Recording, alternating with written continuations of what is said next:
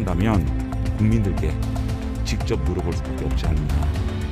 차기정부가 의논도 안 하고 다수당이 이렇게 인권 분립을 전면 부정하는 반헌법적 주장에 불과합니다. 그것은 아무렇지 않게 지금 내뱉고 있는 것입니다.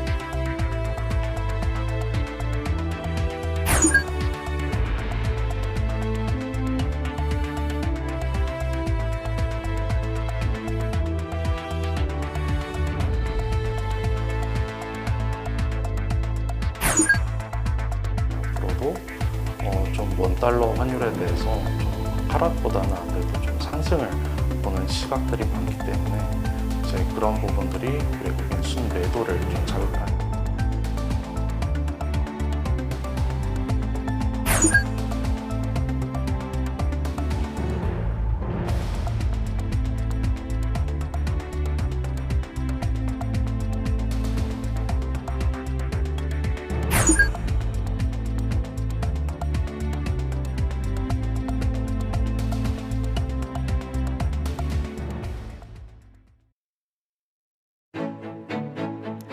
여러분 안녕하십니까? 뉴스나이트 시작합니다.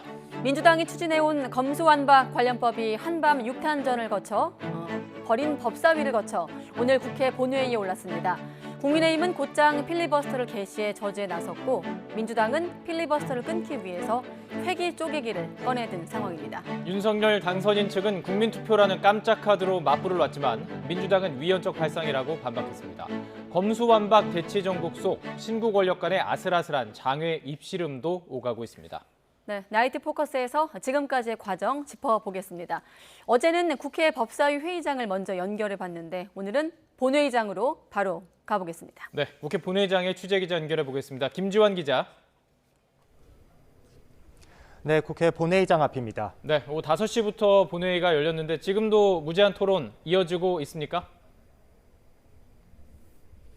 네, 그렇습니다. 5시간 가까이 현재 진행되고 있습니다.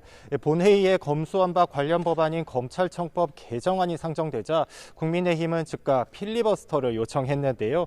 권성동 원내대표가 첫 주자로 나서서 2시간가량 검수완박 법안 반대 의견을 쏟아냈고 두 번째로 민주당 김종민 의원이 찬성 토론을 이어나갔습니다. 직접 들어보시겠습니다. 기어이 오늘 본회의장에서 검수완박법을 통과시킨다면 여야 국회의원이 야합한 셀프 방탄법, 입법 독재라는 비판을 두고두고 받을 것입니다. 모든 수사는 통제받아야 된다. 통제받지 않는 수사는 안 된다. 그건 민주주의가 아니다. 민주공화국에서는 허용될 수 없다. 예외가 없다. 지금은 국민의힘 김웅 의원이 발언하고 있는데 이어 민주당 안민석 의원, 국민의힘 김형동 의원이 차례로 발언에 나설 예정입니다. 본회의가 시작하기 전에 국민의힘 의원들은 검수완박 법안 처리를 규탄한다며 피켓 시위를 벌였는데요. 맞은편 회의장에서 의총을 마친 민주당 의원들이 본회의 시간에 맞춰 본회의장으로 향하자 야유를 보내기도 했는데 어제와 같은 물리적 충돌은 없었습니다. 국민의힘은 헌법재판소에 법제사법위원회 처리 절차에 대한 효력정지 가처분 신청도 내는 등 총력 저지를 시도하고 있습니다. 네, 필리버스터 무제한 토론을 말하는데 이번엔 무제한이 아닌 거죠? 그렇습니다. 2시간 정도 뒤인 자정이면 끝나게 됩니다. 국민의힘이 무제한 토론으로 맞불을 놓자 민주당은 이른바 회기 쪼개기로 무력화에 나섰는데요. 민주당은 오늘 본회의가 시작되자마자 애초 다음 달 5일까지인 임시국회 회기를 오늘 자정으로 단축하는 안을 통과시켰습니다. 회기가 끝나면 필리버스터도 자동 종료되기 때문에 이번만큼은 무제한이 아니라 7시간 정도 만에 끝나게 되는 겁니다. 이렇게 되면 해당 안건은 다음 본회의에서 곧장 표결에 붙여지는데요. 민주당은 오는 4월 30일 다시 본회의를 열어서 검찰청법 개정안을 통과시키고 오는 5월 3일에는 형사소송법 개정안까지 처리하겠다는 계획입니다. 국민의힘 입장에서는 필리버스터 외에 뾰족한 수가 없는 상황이지만 민주당은 박병석 의장의 협조하에 회기 쪼개기를 통해 검수완박 법안 처리에 속도를 내겠다는 방침입니다. 앞서 박 의장은 본회의 개의 전 입장문을 내고 검수완박 중재안 수용을 거부한 국민의힘의 깊은 유감을 표하며 법안 처리에 힘을 실었습니다. 지금까지 국회 본회의장 앞에서 YTN 김지환입니다. 네, 본회의장은 보신 대로 현재 물리적 충돌은 없는 상황입니다만은 시간을 어젯밤 상임위원회 상황으로 돌려보겠습니다. 한마디로 아수라장, 고성과 몸싸움, 회의 방해가 난무했고 이견 조정 절차에서는 꼼수까지 등장했습니다. 동물국회란 오명을 씻겠다고 만들어 놓은 국회 선진화법은 이번에도 그 취지가 무색해졌습니다. 김승환 기자가 보도합니다. 국회 방어원들과 국민의힘 의원들 사이 밀고 당기는 몸싸움이 벌어집니다. 방어원들이 법사위 안건조정위 회의가 비공개라며 취재진 진입을 막자 국민의힘 의원들이 강하게 항의하면서 아수라장이 된 겁니다. 자, 허가 안 됐잖아요. 자, 나왔어요. 나왔으라고요. 왜? 아니, 허가 안 됐잖아요. 계속된 몸싸움에 회의장 앞 복도에 있던 가림막 일부도 부서졌습니다. 안건조정위에는 더불어민주당을 탈당한 무소속 민영배 의원이 배치되면서 8분 만에 일사천리로 의결까지 끝났습니다. 근데 이 의원님이 의사진을 하려고 했습니까? 그러면 방영되었음을 의사진을 하려고 했습니까? 이어 열린 법사위 전체 회의를 앞두고는 더불어민주당과 국민의힘 사이 때 아닌 의사봉 쟁탈전이 벌어집니다. 술 먹고 햇볕 부르는 곳이 아니에요, 국민의힘 의원님들. 누가 술 먹어? 누가 술을 마셔? 누가? 그러면 지금부터 음주하면 대체 한번 할까요? 마세요. 안건이 법사위 전체 회의를 통과한 뒤에도 국민의힘의 강력한 반발은 이어졌습니다. 급한가 뭐해? 뭐가 그렇게 두렵습니까? 회의 진행을 방해하고 수기를 위해 도입된 안건조정위를 무력화한 꼼수 속에서 합리적 조정을 위한 국회 선진화법의 취지는 온데간데 없었습니다. 이런 가운데 여야는 서로 국회 선진화법을 짓밟았다면서 비난전의 열을 올렸습니다. 국민의힘의 국회 선진화법을 무참히 짓밟는 불법 행위에도 불구하고 인내심을 가지고 국회법이 정한 절차에 따라 국회 선진화법 정신을 철저히 짓밟혔습니다. 이런 엉터리 졸속 입법이 어디 있겠습니까? 20대 국회 패스트트랙 충돌 사태로 의원들이 무더기 기소된 교훈도 잊은 채 벌인 극한 대치에 여야 모두를 향한 비판은 고조되고 있습니다. YTN 김승환입니다. 네, 검수완박법을 처리하자는 쪽도 이를 막는 쪽도 할 수 있는 건 다 해보자는 생각인데요. 윤석열 대통령 당선인 측이 이른바 검수완박 법안을 국민투표에 붙이자는 초강수를 던지기도 했습니다. 오는 6일 지방선거 때 함께 국민의 뜻을 묻고 비용도 절감하자는 것인데 청와대와 국회를 동시에 압박하는 벼랑 끝 전술로 보입니다. 조은지 기자입니다. 국회 본회의 시간이 확정되고 여의도 정치권이 숨가쁘게 돌아가던 시간, 윤석열 당선인 측에서 검수완박 법안을 국민투표에 붙이자는 폭탄 발언이 나왔습니다. 문재인 대통령이 거부권을 행사하지 않는다면 새 정부에서 직접 국민 뜻을 묻겠다는 겁니다. 대통령께서 민주당과 야합을 한다면 국민들께 직접 물어볼 수밖에 없지 않느냐. 차기 정부가 의논도 안 하고 다수당이 이렇게 의회 독재를 시작한다는 것은 이미 오전 간부회의에서 의견을 모았고 윤 당선인에게 제안하기로 했다는 설명인데 6일 지방선거 때 함께 치른다면 비용을 들일 필요가 없다고 강조했습니다. 수적 열세인 국민의힘이 현실적으로 법안 통과를 막을 방법이 없는 상황에서 국민 여론을 등에 업고 반전을 꾀하겠다는 벼랑 끝 초강수로 풀이됩니다. 검찰총장 출신이라서인지 유독 검수완박에 말을 아껴온 윤 당선인은 앞서 출근길 또 거리두기로 일관했습니다. 우리 당에서 알아서 할 거고 그리고 이제 인수위에서 여러 가지 발표들을 많이 할 테니까 거기에 좀 관심을 가져주십시오. 참모입을 통해서만 혹여 기득권을 위한 방패 수단으로 비치지 않도록 신중해야 한다고 속도 조절을 주문했을 뿐입니다. 여의도 정치권에서 조금 더 서두르지 말고 심도 있게 논의해서 국민들께서 원하시는 답변을 도출해내야 한다고 생각을 합니다. 국민투표는 실현 가능성에서도 위헌 여부에서도 여러 논란이 있습니다. 이를 차치하고라도 자칫 윤석열 정부가 출범하자마자 취임 초기 재신임 투표 성격으로 흐를 가능성도 있어 신의 한 수인지 자충수인지는 지켜볼 대목입니다. YTN 조은지입니다. 네, 이렇게 당선인 측이 제시한 국민투표, 결론부터 말하면 불가능합니다. 국민투표는 8년 전에 위헌 결정, 그러니까 헌법 불합치 결정을 받았기 때문에 6일 지방선거와 함께 치러지기 어렵습니다. 윤 당선인 측이 사전에 충분한 검토 없이 성급히 제안한 것 아니냐는 지적도 나오고 있습니다. 김태민 기자의 보도입니다. 헌법재판소는 지난 2014년 이미 국민투표법의 일부 조항에 대해 헌법 불합치 판결을 내렸습니다. 선거 대상을 규정한 조항이 재외국민의 투표권을 침해한다는 이유였고 헌재는 법 개정을 명했습니다. 하지만 8년째 법 개정이 이루어지지 않고 방치되면서 투표 실시도 불가능한 상황입니다. 중앙선거관리위원회도 6일 지방선거 전까지 법 개정이 이루어지지 않는 한 선거인 명부를 작성할 수 없다는 입장입니다. 민주당이 절대 다수 의석을 차지한 국회 상황을 고려하면 한 달 안에 법을 개정하는 방법도 사실상 물 건너간 셈입니다. 법이 바뀐다 해도 검수완박 법안이 국민투표 대상에 해당하는지도 논란인데 당선인 측은 물론 가능하다는 입장입니다. 이렇게 헌법 가치를 이렇게 유린하고 있는데 국민들 과연 이것을 국민들께서 원하는 것인지 직접 물어보는 것이 마땅하지 않느냐라는 생각을.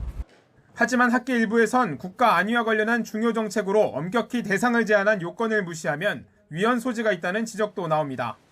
검찰 수사권을 어느 정도 범위까지 인정할 것인가의 문제는 포함이 되지 않는다. 국민투표에 붙인다면 그런 위헌이다라는 게 제 생각입니다. 민주당은 반헌법적 주장이라고 즉각 반발했고 삼권 분립을 전면 부정하는 반헌법적 주장에 불과합니다. 그것을 아무렇지 않게 지금 내뱉고 있는 것이죠.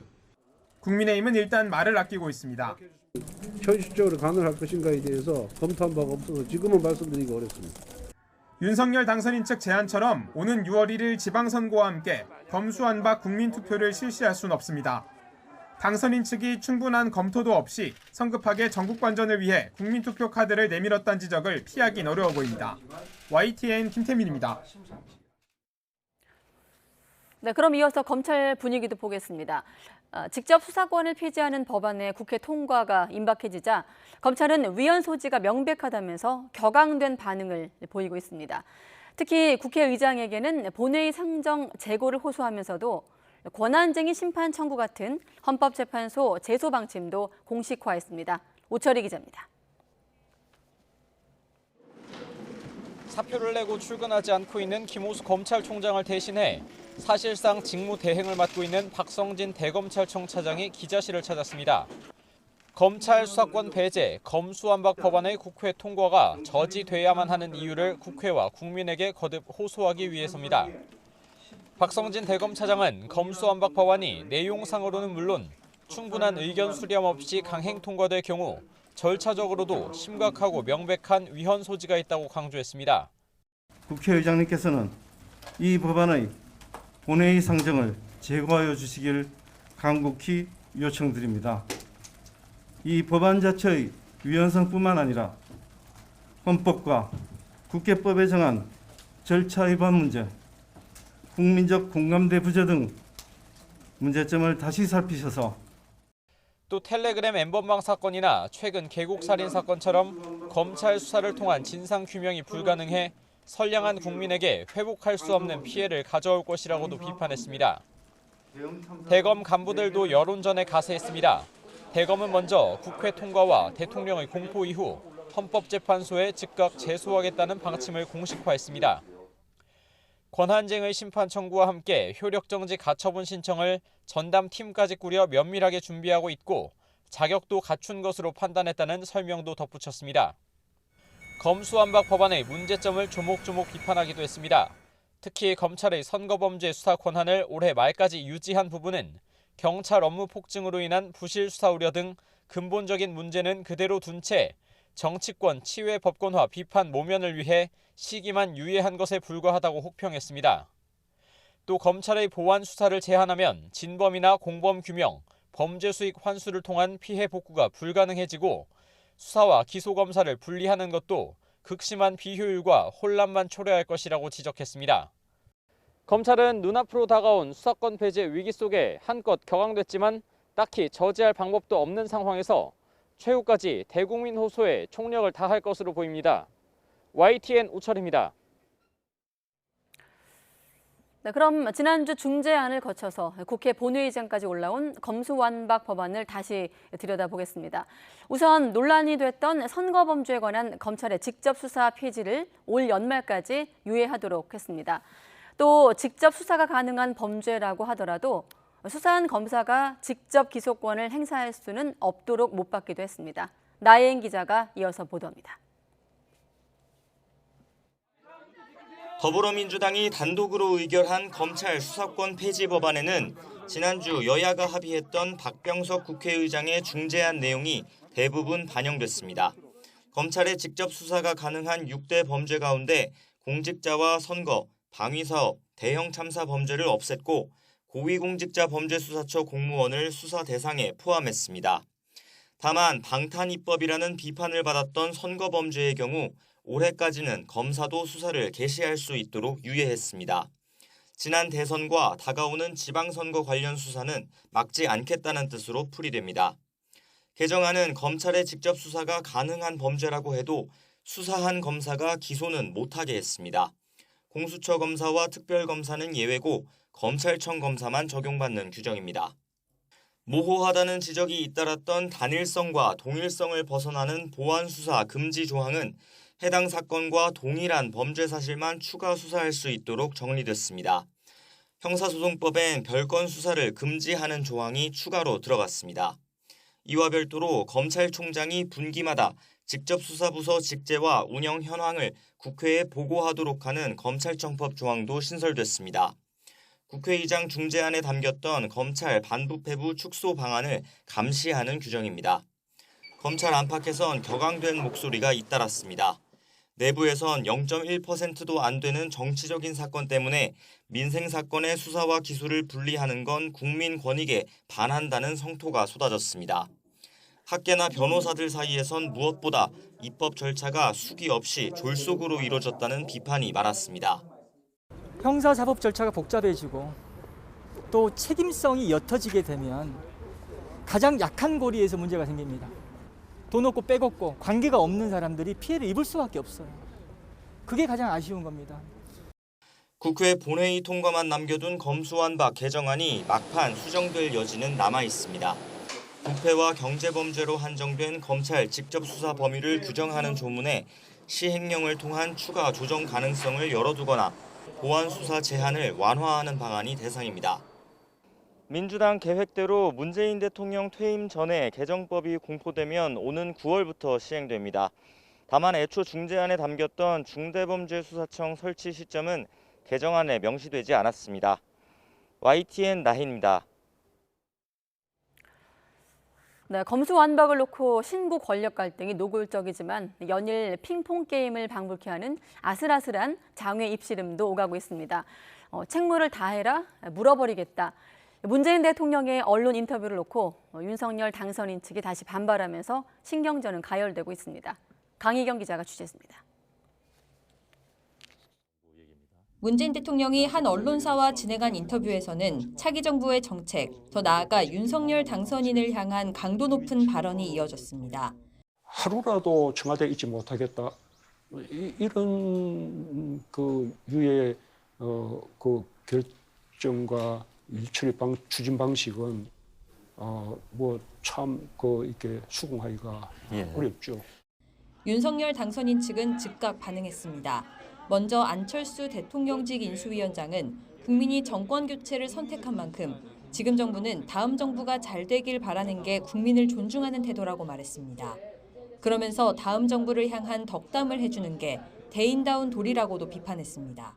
헌정사상 처음으로 5년 만에 정권 교체가 됐다는 것이 바로 국민의 평가입니다.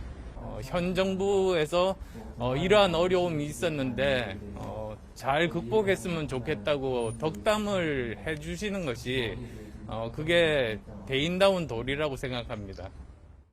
배현진 당선인 대변인도 문 대통령이 남은 임기 동안 국민만 생각하며 본인의 책무를 다해주기 바란다고 불편한 기색을 감추지 않았습니다.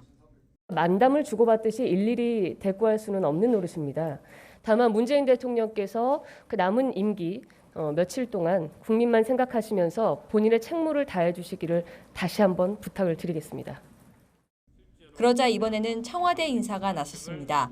탁현민 비서관은 청와대를 개방하면 관리가 잘 될지 의문이라고 비판한 데 이어 문재인 대통령이 퇴임한 뒤 정치권 등에서 문 대통령을 걸고 넘어지면 물어버리겠다고 날을 세웠습니다. 윤석열 당선인의 윤석률, 자기들만의 룰과 잣대를 가지고 있는 게 아니냐, 이런 표현이 훨씬 더 와닿던데, 제발 대통령께서 퇴임하신 후에는 정말 행복하게 남은 삶을 사셨으면 좋겠어요. 이른바 검수완박 법안을 놓고 충돌이 이어지는 상황에서 집무실 이전 문제 등을 둘러싼 신구 권력 사이 신경전이 연일 치열해지는 모습입니다. YTN 강희경입니다. 네, 이번에 금융시장 살펴보겠습니다. 원달러 환율이 2년여 만에 1260원 선을 넘었습니다. 반면에 주가는 하락을 면치 못했는데 미국발 긴축과 경기 둔화 우려로 한동안 불안한 금융시장 흐름이 이어질 전망입니다. 조태현 기자의 보도입니다. 불안불안한 고공행진을 이어가던 원달러 환율. 심리적 저항선이라고 불렸던 1250선을 간단하게 내주더니 하루 만에 14원 넘게 폭등해 1260원 선마저 뚫렸습니다. 원달러 환율이 1260원을 넘어선 건 코로나19 우려가 커지던 지난 2020년 3월 이후 처음입니다. 도시 봉쇄의 영향에 따라 가지고 경기 둔화 우려 움직임이 이 안전자산 선호 심리를 강화시킨 측면이 또한 달러 강세를 견인하면서 그 환율이 급등한 것으로 판단하고 있습니다. 환율이 오르면 수출 제품의 가격이 낮아지는 효과가 있지만 수입 물가 상승에 큰 영향을 줍니다. 지금은 국제 원자재 값이 크게 오르고 있어서 우리에겐 득보다 실이 더 큰 상황입니다. 이제 심리적 불안 때문에 2020년 3월달 이제 코로나 위기에 그런 준하는 상황이라고 봐야 되지 않을까라 보고 있고요. 그럴 경우에는 이제 1,285원 정도, 맥스로는 이제 1,295원 정도가 아마 상당히 되지 않을까라 보고 있습니다. 주식시장도 휘청였습니다. 코스피는 1% 넘게 하락하며 2,630선으로 후퇴했습니다. 코스닥 지수도 다시 900선 아래로 내려섰습니다. 개인이 주식을 대거 사들였지만 외국인과 기관의 매도 공세를 이겨내긴 역부족이었습니다. 특히 외국인은 이번 주에만 1조 6천억 원 넘게 순매도했습니다. 앞으로도 좀 원달러 환율에 대해서 좀 하락보다는 아무래도 좀 상승을 보는 시각들이 많기 때문에 이제 그런 부분들이 외국인 순매도를 좀 자극한 요인으로 이제 작용을 하는 거고. 미국발 긴축 본격화와 세계 경기 둔화 우려 속에 국내 금융시장의 불안은 한동안 이어질 전망입니다. YTN 조태현입니다. 여고생을 수년간 성폭행했다는 혐의를 받고 있는 통학 차량 운전기사가 구속됐습니다. 여성 청소년 단체들은 피해자가 더 있을 수 있는 만큼 경찰과 교육청에 철저한 추가 피해 조사를 촉구했습니다. 양동훈 기자의 보도입니다. 지난 2017년 고등학교 2학년이던 A씨는 사설 통학 승합차를 타고 학교에 다녔습니다. 그런데 어느 날 지인의 아버지였던 운전기사가 입시에 도움을 줄 교수를 소개해준다며 사무실로 유인했다고 말했습니다. 가해자가 문을 걸어 잠그고 조용히 담배 한두 대 피우다가 저한테 다 알고 오지 않았냐고 하면서 옷을 벗으라고 했어요. 이후 나체 사진을 찍힌 뒤 성폭행을 당했고 지난해 6월까지 범행이 이어졌다고 밝혔습니다. A씨는 이곳 사무실을 비롯해 인적이 드문 주차장 등 여러 곳에서 성폭행 피해를 당했다고 주장했습니다. 더는 만나고 싶지 않아 연락을 끊 차 운전기사가 나체 사진을 보내며 협박했고 이에 용기를 내 고소하게 됐다고 말했습니다. 경찰은 운전기사에 대한 체포영장을 발부받아 수사를 이어가고 있습니다. 증거를 빨리 해소를 해야 되잖아요. 아무래도 오래됐기 때문에 증거를 빨리 확보하기 위해서 저희들이 했던 거예요. 운전기사는 구속 전 신문을 위해 법정에 들어가면서 취재진의 질문에 아무 대답도 하지 않았습니다. 혐의 관련해서 간단하게 한마디만 해주실 수 있을까요? 혐의 인정하시고.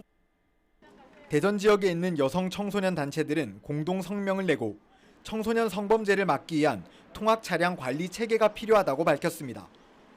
통학 승합차에 대해서 관리 감독 그리고 아동 성폭력 이력을 조회해서 가능한 사람만 운행할 수 있는 이런 조치 체계가 마련돼야 되지 않을까 생각합니다.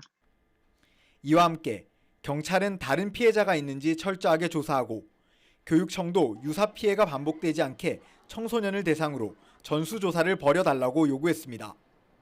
YTN 양동훈입니다. 제주의 한 노래 연습장에서 불이 나 주인 부부가 숨졌습니다. 경찰은 현장의 상황을 토대로 누군가 일부러 불을 낸 것으로 보고 있습니다. 고재영 기자의 보도입니다. 불을 끄기 위해 소방차가 도착하고 소방관이 달려갑니다.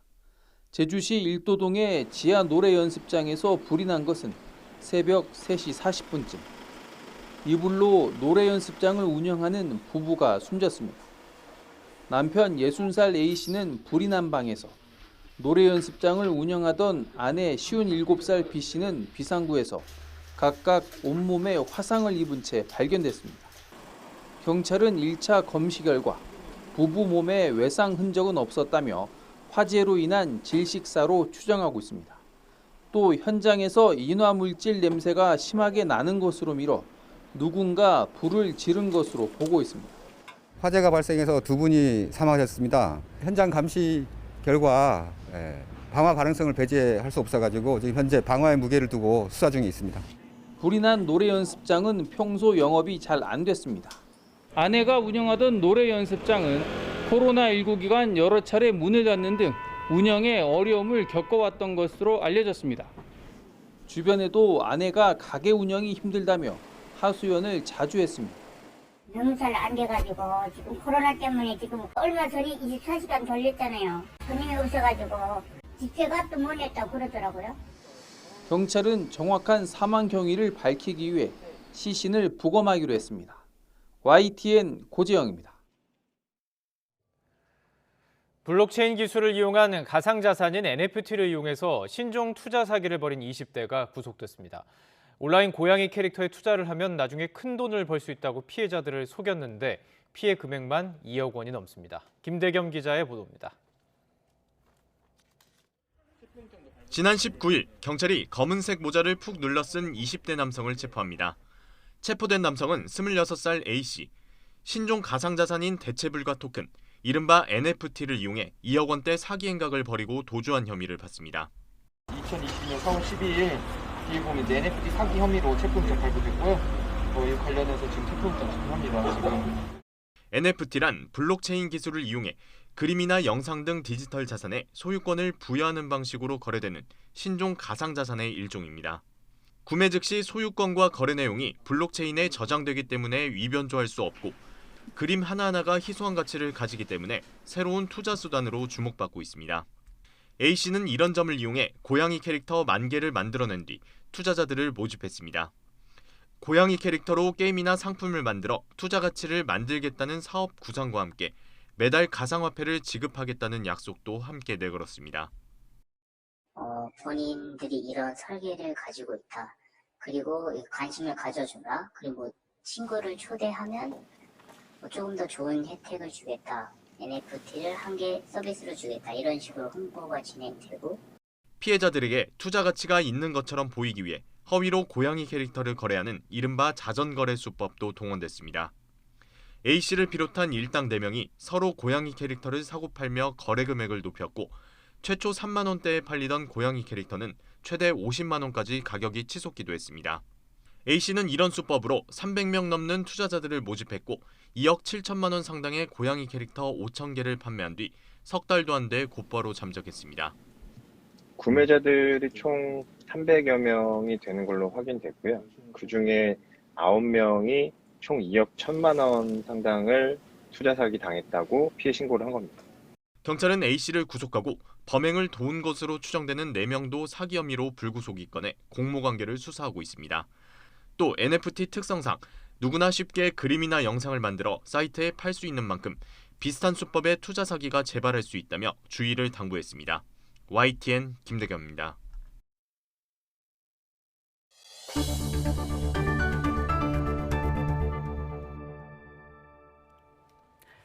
네, 며칠 전에 열린 북한 열병식에서 가장 눈에 띈 무기 체계 가운데 하나가 신형 잠수함 발사 탄도미사일인데 처음 공개가 된 겁니다. 조만간 시험 발사에 나설 거란 관측이 나오고 있는 가운데 북한은 이번 열병식을 계기로 김정은 국무위원장 우상화도 독려하고 나섰습니다. 조수연 기자의 보도입니다.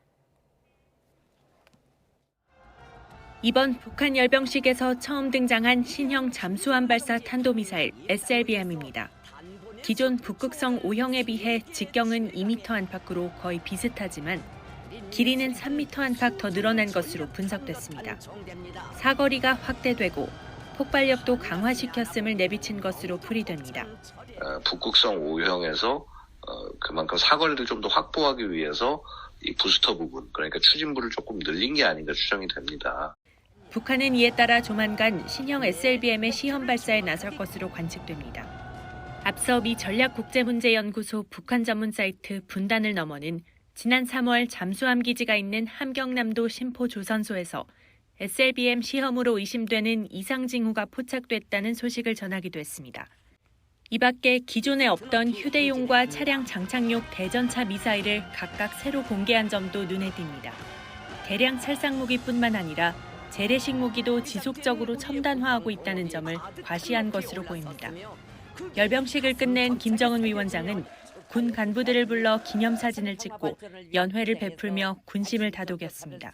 경의하는 김정은 동지와 리설주 여사를 모시고 본부 청사 정원에서 성대한 경축위원회가 진행됐습니다. 이런 가운데 북한 매체들은 김정은 위원장이 천재적 예지력과 특출난 영도력 등을 갖췄다며 우상화 작업에 나섰습니다. 김 위원장이 유사시 핵무기의 선제적 사용 가능성까지 내비치면서 새 정부에 대한 압박을 강화하자 박진 외교부 장관 후보자는 새 정부는 더 강력한 억지력을 유지하는 것이 필요하다고 강조했습니다. YTN 조수연입니다. 이달 초 공군 훈련기 2대가 공중에서 충돌해 조종사 4명이 순직한 사고의 원인이 드러났습니다. 훈련 비행 경로가 급히 변경이 됐는데도 이를 다른 훈련기나 관제탑에 알리지 않아 발생한 인재였습니다. 신준명 기자가 보도합니다. 지난 1일 오후 1시 반쯤 경남 사천 상공에 조종사 비상탈출용 낙하산이 펼쳐졌습니다. 공군 제3훈련 비행단 소속 KT-1 훈련기 2대가 공중 충돌해 훈련 조종사와 비행교수 등 4명이 순직한 겁니다. 한 달에 걸친 사고 조사 결과 조종사와 관제사가 비행 경로 변경 사실을 전파하지 않아 발생한 인재로 드러났습니다. 당시 비행단 활주로에서는 1, 2번 훈련기가 편대비행 훈련을 위해 동시에 이륙했고 35초 뒤 계기판에만 의존해 비행하는 계기비행을 훈련하기 위해 3번 훈련기가 이륙했습니다. 편대비행조는 기지 상공에서 좌측으로 한 바퀴 돈 뒤 기지 북쪽으로 비행할 계획이었습니다. 하지만 계획 경로상에 있는 150m 두께의 구름을 피해 남동쪽으로 경로를 급히 변경했습니다. 이 과정에서 의무사항인 경로 변경 통보는 없었습니다. 동시에 3번기는 출항 경로대로 남동쪽으로 향하고 있었는데 시속 290km로 비행하던 1번기는 580m 전방 5초 거리에서 접근하는 3번기를 발견하고 급히 회피했습니다. 하지만 20m 뒤에서 1번기를 바짝 쫓아오던 2번기는 이를 미처 감지하지 못하고 3번기와 그대로 충돌했습니다. 당시 관제사들도 육안과 레이더를 통해 각 훈련기의 경로와 거리, 고도를 파악하고 위험 요소를 전파하는 등 적절한 관제 조언을 해야 했지만 이를 수행하지 않았던 것으로 조사됐습니다. 사고 조사 결과 이번 KT-1 사고는 조종사와 관제사의 과실 등 복합적 원인으로 발생했음을 확인하였습니다. 공군은 1번기 비행교수와 관제사, 지휘 책임자 등을 문책위원회에 회부해 처벌 수위를 결정할 방침입니다. 또 재발 방지를 위해 혼잡한 기지 상공에서 최소 10km 벗어나 선회하는 방식으로 훈련 비행 절차를 개선하기로 했습니다. YTN 신준명입니다. 코로나19 감소세의 위중증 환자가 62일 만에 500명대를 기록했습니다. 오늘 0시 기준 확진자가 76,787명으로 전날보다 3천여 명 줄었습니다. 일주일 전 같은 요일보다는 3만 4천여 명이 줄어 전반적인 감소세가 이어졌습니다. 유행 감소세의 피해 규모도 줄어서 위중증 환자는 전날보다 67명 줄어든 546명으로 62일 만에 500명대로 내려왔고 사망자는 141명이었습니다. 실외 마스크 해제 여부는 다음 달 말쯤 윤곽이 나올 전망입니다. 안철수 대통령직 인수위원장이 직접 브리핑으로 밝혔는데 현재 방역 당국과는 약간의 입장 차이가 있어 보입니다. 김평정 기자입니다. 다음 달 출범하는 윤석열 정부가 실외 마스크 의무를 해제할지 검토하는 시점은 5월 말이 될 전망입니다. 대통령직 인수위원회 안철수 위원장은 새 정부 출범 뒤 100일 안에 코로나19 대응을 어떻게 할지를 직접 발표하며 정부 출범 후 30일 안에 실외 마스크 프리 선언을 검토하겠다고 밝혔습니다. 안 위원장은 5월 하순의 상황을 보고 판단하겠다며 다른 선진국에서 실외 마스크를 해제할 때와 감염자 수가 비슷해지면 우리도 가능할 거라고 말했습니다. 그때 상황이 가능하다면 실외 마스크는 벗되 대신에 건물에 출입을 할 때는 반드시 실내 마스크는 착용하는 것으로 의무를 한다든지 그런 판단은 5월 하순 정도에 하겠다. 마스크 해제의 기준은 새 정부의 보건복지부와 질병관리청에서 정확하게 정하겠다고 강조했습니다. 그러나 인수위의 이런 계획은 아직 현재 방역당국과는 조율되지 않은 모습입니다. 방역당국은 기존에 세운 계획대로 실외 마스크 해제 여부를 이번 주 안에 발표할 예정입니다. 실외 마스크 부분들은 금주 금요일 중대본에서 1차적으로 어떻게 조정할지에 대한 결정들을 해서 발표를 할 예정입니다. 다만 그 의견 수렴 과정에서는 인수위가 제시한 의견들을 비롯한 다양한 의견들을 종합적으로 검토해서 방역당국은 원래 계획대로 다음 달 초 야외 마스크를 해제하는 방안과 해제 시기를 새 정부 출범 뒤로 미루는 방안 모두 검토하는 것으로 알려졌습니다. 이와 함께 인수위는 절대 특정 업종 전체에 집합금지 명령을 내리는 일은 없을 거라고 강조했습니다. 공간에 몇 명까지 들어가는지, 사람 사이 또 테이블 사이 거리, 환기시설 등 과학적 기준을 세워 적용하겠다고 설명했습니다. 카페 전체를 닫는다든지 헬스클럽에서 환자가 생기면 헬스클럽 전체를 닫는다든지 그리고 이런 이상한 주먹구구식의 그런 기준이 아니라 과학적인 기준에 의해서 사회적 거리두기를 할 겁니다. 특히 호흡기 질환이 거의 감염되지 않는 비행기를 예로 들며 건물에도 방역에 효과적인 환기 설비 기준을 마련하겠다고 강조했습니다. YTN 김평정입니다. 윤석열 정부가 앞으로 코로나 방역 정책을 과학적 근거에 기반해 추진하기로 했습니다. 그동안 논란이 됐던 코로나19 백신 이상 반응에 대한 피해 보상이 확대되고 먹는 치료제도 추가 도입됩니다. 최명신 기자가 보도합니다. 코로나19 대응 100일 로드맵의 핵심은 과학적 근거에 기반한 방역 정책입니다. 우선 첫 실천 과제로 10,000명 규모의 전국 단위 항체 양성률 조사를 시행하기로 했습니다. 그동안 항체 양성률은 지역과 대상이 한정돼 유행 규모를 파악하는 데 어려움이 있었습니다. 지금 현재 실제로 우리가 발표되는 확진자 수와 달리 얼마나 많은 분들이 감염이 되어 있는지를 제대로 파악을 해야지 정확하게 우리가 방역 대책을 세울 수가 있는 겁니다. 진단검사와 역학조사, 예방접종 등의 정보를 담은 코로나19 빅데이터 플랫폼도 구축하기로 했습니다. 백신 이상 반응에 대한 국가 책임도 강화합니다. 의료비 지원 한도를 3천만 원에서 5천만 원으로 상향하고 사망 위로금도 5천만 원에서 1억 원까지 늘어납니다. 사망 원인을 알 수 없는 돌연사에 대해서도 1천만 원의 위로금을 지급합니다. 새 정부는 기존 도입 예정인 먹는 치료제 물량으로는 재유행 대비 한계가 있다고 보고 100만 9천 명분을 추가 도입하기로 했습니다.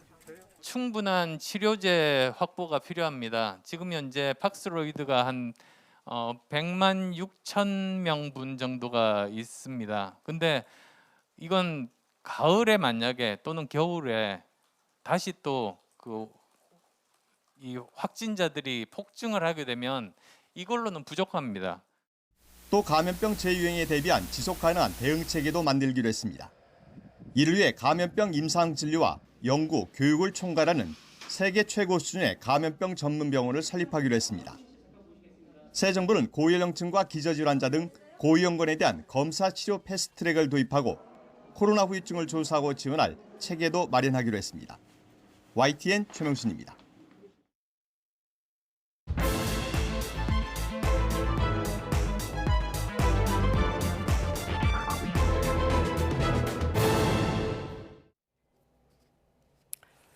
네, 민주당이 추진해온 이른바 검수완박 관련 법안 중 이 검찰청법 개정안이 국회 본회의에 상정됐습니다. 국민의힘은 예고한 대로 무제한 토론, 필리버스터에 들어갔고 민주당은 회기 쪼개기로 이를 무력화시키겠다는 방침을 세워놓고 있습니다. 나이트 포커스 오늘은 박창환 장한대 교수, 이종근 시사평론가 두 분과 함께하겠습니다. 안녕하십니까? 안녕하십니까? 네, 어젯밤 이제 법사위 전체 회의를 통과했고 오늘 새벽이겠죠, 정확히. 그리고 오후 5시 본회의가 열렸고 지금은 이제 무제한 토론, 필리버스터가 진행 중에 있습니다. 지금까지 어떤 국회 이 검수완박 관련 법안 입법 절차 어떻게 지켜보고 계십니까? 사실 검수완박이 법안이라는 게 한 20년 된 이야기입니다. 검찰 개혁을 둘러싸고 오랜 진통이 있었는데 네. 이번에 사실 그 박병석 중재안의 합의를 보면서 진짜 오래간만에 여야 합의가 이루어진 거거든요. 그래서 정말 이게 대화와 타협의 정치구나라고 하는 걸 느꼈었는데 며칠 되지도 않아서 당선인의 문턱이 참 높았고요. 또 다수당의 편법이 결국은 이런 대화와 타협의 정치를 한계점을 갖다가 고스란히 드러내지 않았느냐. 좀 그런 점에서 좀 아쉬운 대목이 좀 많아요. 네. 이런 쟁점 법안일수록 이런 타협의 묘미, 어떤 합의의 정신 이런 것들이 좀 나와야 되는데 불신과 상호 어떤 그 적대 이것만 결국 남은 것 같아서 굉장히 뒷맛이 좀 씁쓸한 그 기간의 어떤 그 과정이 아니었나 이렇게 돌이켜 보면 참 씁쓸합니다. 네, 씁쓸하다. 그리고 당선인의 문턱이 높았다라는 말씀하셨는데 박병석 의장도 중재안 거부한 국민의힘에 대해서 깊은 유감을 표하기도 했고요. 평론가님은 지금까지 과정 어떻게 보셨습니까? 네, 박 의장이 국민의힘에 대해서 유감을 표명하면서 하는 말이 양당 원내대표가 갖고 온 안과 관련돼서 합의를 본 것이고 그러니까 자신이 독단적으로 만든 것도 아니고 양당 원내대표가 갖고 온 안이었다는 거죠. 그리고 합의가 다 끝나서 의원총회에서 각 당이 다 추인까지 받아서 합의가 된 것을 다시 되돌리는 일은 전례 없었다라고 소회를 밝히고 유감을 밝힌 것에 대해서 저는 전적으로 동감합니다. 사실은 국민의힘이 의원총회까지 그렇게 통과시킨 안이라면 네. 의원들이 전부 다 사과를 해야 돼요. 의원총회에서 어쨌든 추인을 했으니까. 그리고 권성동 원내대표는 사실은 사퇴를 했어야 됐다라고 생각을 합니다. 네. 그런데 거꾸로 지금 뭐 의원총회에서 다시 되돌리고 나서 권성동 원내대표가 지금 뭐 투쟁의 선봉에 서서 맨 첫 번째 그 필리버스터까지 하면서 이렇게 이야기를 하는 것. 그 내용이 아무리 옳다고 하더라도 입장을 한꺼번에 바뀐 것에 대한 그런 명분 또 논리적인 어떤 설득 이런 과정이 전혀 없었다는 것. 그런 점은 사실상 그 박병석 의장이 이렇게 그 5시에 상정한 이유가 될 텐데 다만 아쉬운 건 원칙이 무너지면 의원 민주주의의 협치가 자리를 잡을 수 없다라고 말씀하신 부분은 사실 박병석 의장이 지금까지 언론중재법도 합의를 유도하면서 보류를 시켰고 이런 과정이 있었는데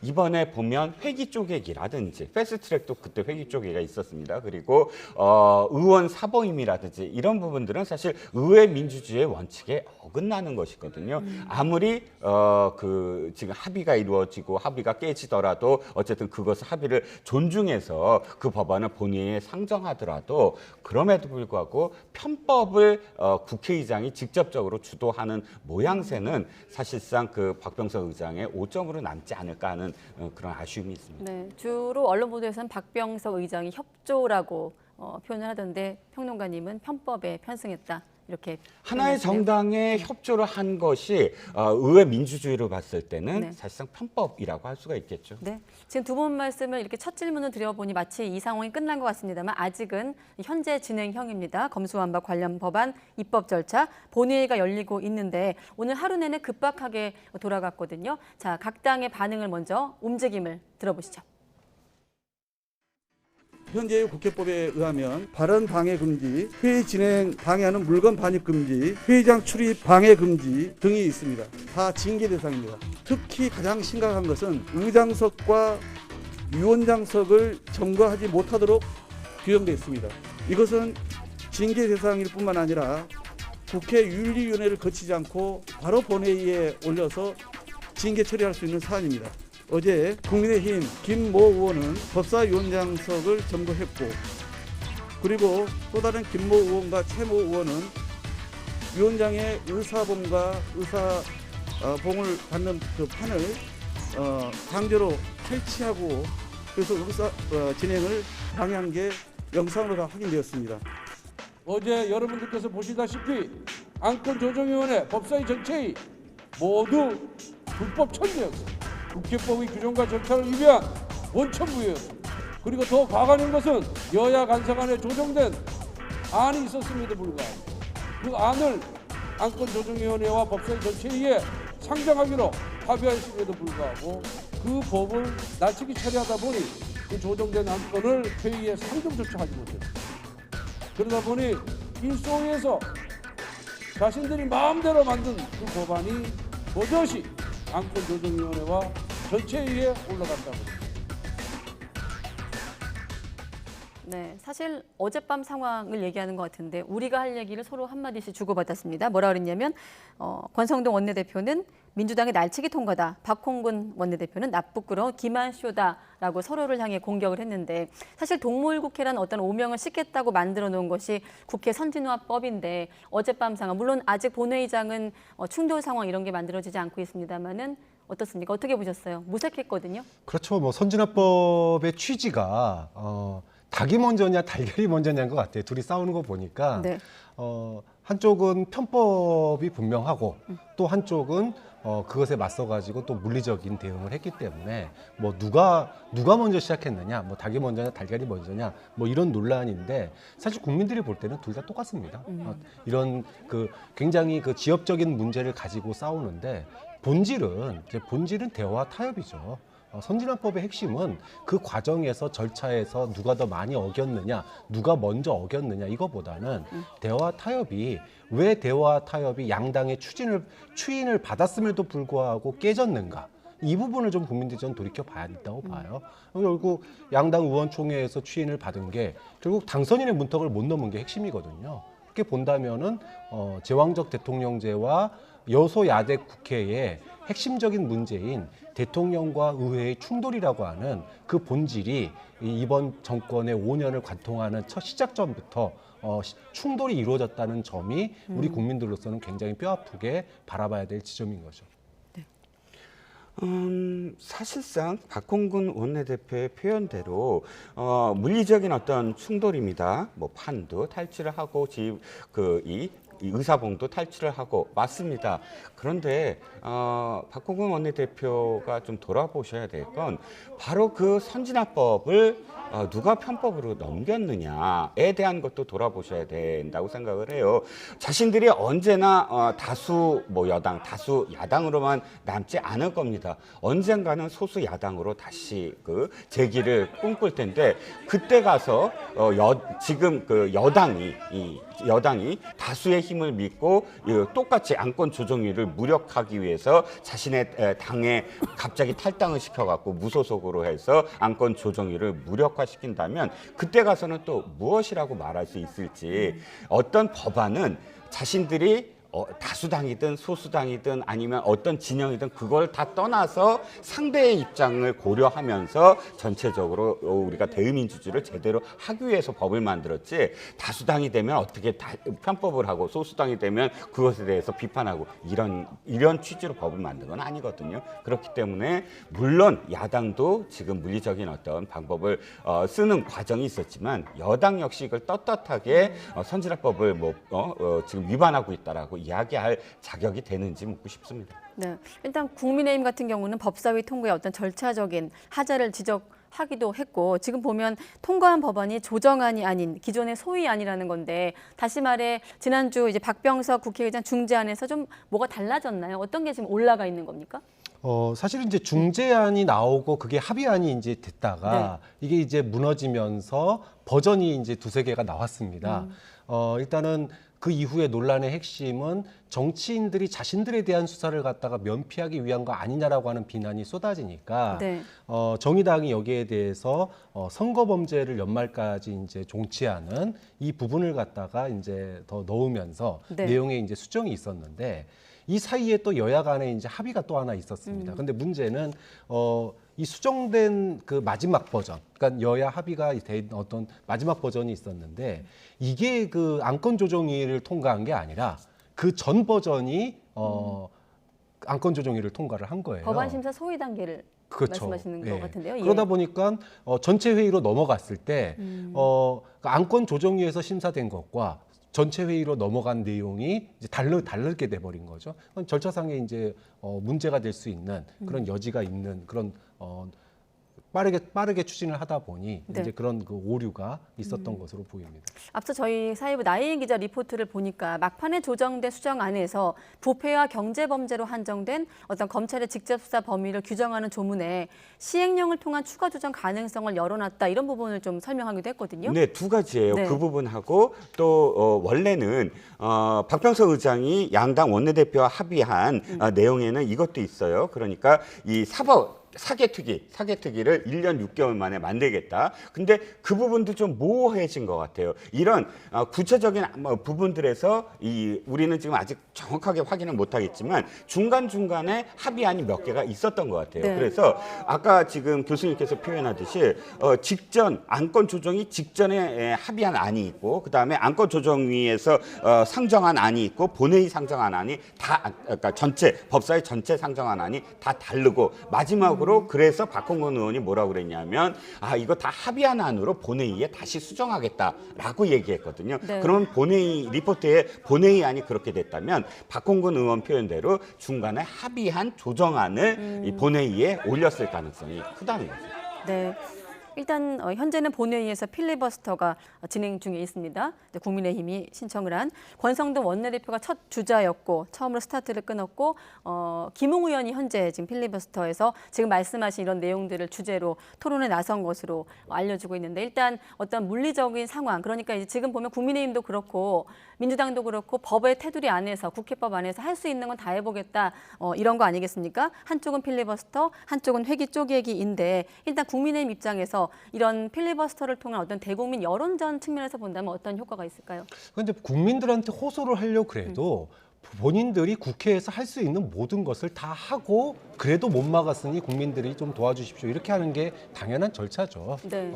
만약에 본인들이 할 것을 합법적인 범위 내에서 할 수 있는 모든 것들을 하지 않은 채 예를 들어 뭐 참석을 불참한다던가 또는 이제 보이콧한다던가 이렇게 되면은 사실은 이제 그 과정상의 논란에 대해서 문제 제기를 할 수가 없기 때문에 네. 국민의 입장에서 보면 우리는 할 수 있는 모든 것을 다 했는데 못 막았다. 그러니 국민들이 도와줘라 이렇게 이제 나가는 전략을 국민의힘은 취할 수밖에 없는 입장으로 보입니다.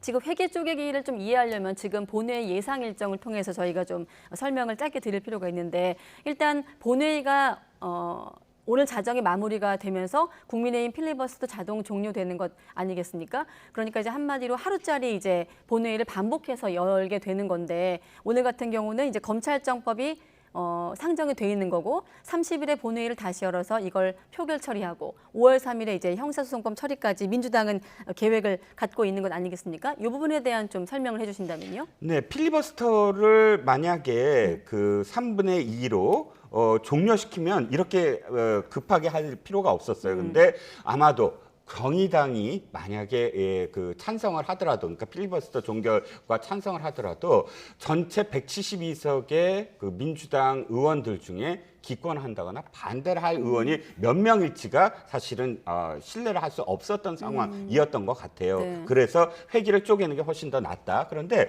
전체 일정 중에서 제가 지금 이 보여주시는 그래프가 조금 이해가 안 가는 게 네. 5월 3일 날은 국무회의 마지막 날이에요. 네네. 그렇기 때문에 5월 3일은 국무회의를 상정해야 되는 날이거든요. 그러면 제가 알기에는 월요일 날 네. 5월 2일이 형사소송법 개정안 처리가 돼야 되는 게 아닌가 싶은 생각이 들어요. 자, 오늘 어쨌든 끊어서 4월 30일 날 정기총회를 그러니까 본회의를 하기로 했고 네. 4월 30일도 하루짜리입니다. 그래서 오늘은 검찰청법만 상정을 했어요. 그러면 4월 30일 날 2시예요. 2시에 열자마자 필리버스터 못해요. 검찰청법은 그냥 본회의에 올라와서 네. 투표를 해야 됩니다. 그리고 그날 이제 형사소송법 개정안을 올립니다. 그러면 당연히 필리버스터를 할 테고 그날 12시에 끝납니다. 그러면 제가 예상하는 건 5월 2일 날로 아마도 본회의를 요구할 것이다.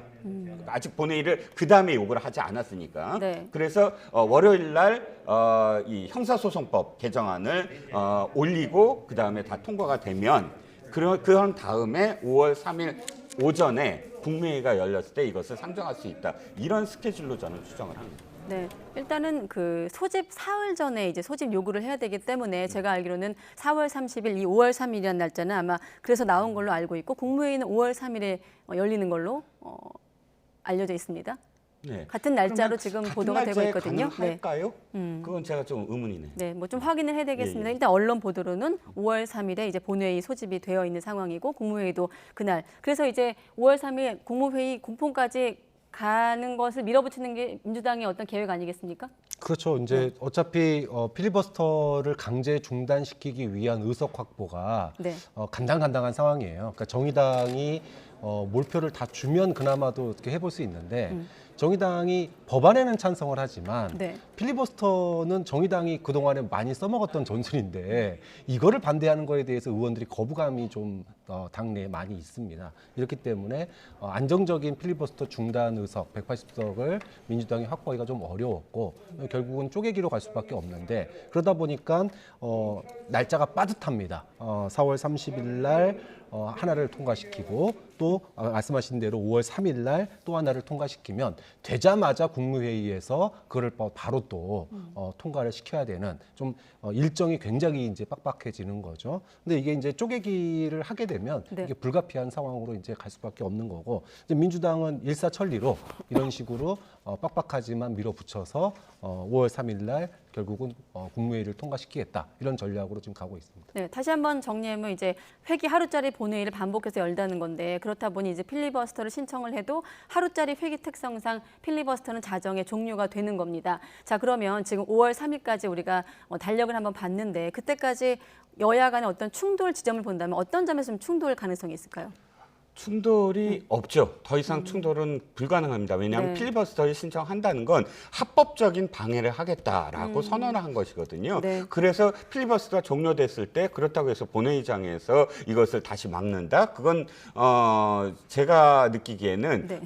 이 국민들이 이해할 수가 없을 거예요. 처음부터 필리버스터까지 포함을 해서 필리버스터 하지 않고 처음부터 뭐 물리적으로 막겠다라고 뭐 선언을 하지 않은 바에야 합법적인 어떤 과정을 지금 선언을 한 어떤 과정입니다. 그래서 국민의힘은 이미 이것을 뭐 물리적으로 막거나 이런 어떤 상황은 포기를 한 것 같아요. 그래서 뭐 지금 민주당이 뭐 기만쇼다 뭐 우는 하지만 그럼에도 불구하고 국민들에게 이 법이 부당성을 충분히 알리는 그런 선에서 여론전을 펼칠 것으로 예상이 됩니다. 네, 지금 국민의힘이 할 수 있는 거는 필리버스터, 무제한 토론밖에 없다고 말씀하셨는데 그래서일까요? 자, 윤석열 당선인 측이 6일 지방선거의 국민투표, 이 검수완박 법안과 관련한 국민투표에 붙여보자 이런 제안을 했거든요. 자, 압축한 영상부터 함께 보시죠.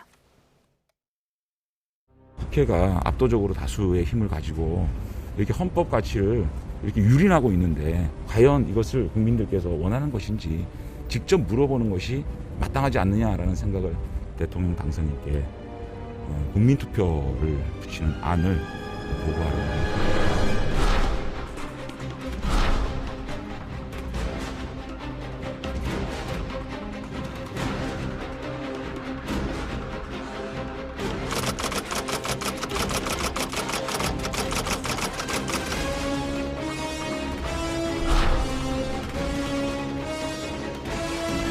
검찰 수사권을 어느 정도 범위까지 인정할 것인가의 문제는 포함이 되지 않는다.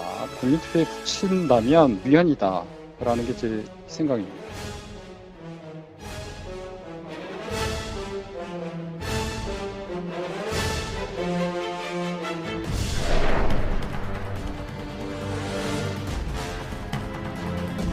상권 분립을 전면 부정하는 반헌법적 주장에 불과합니다.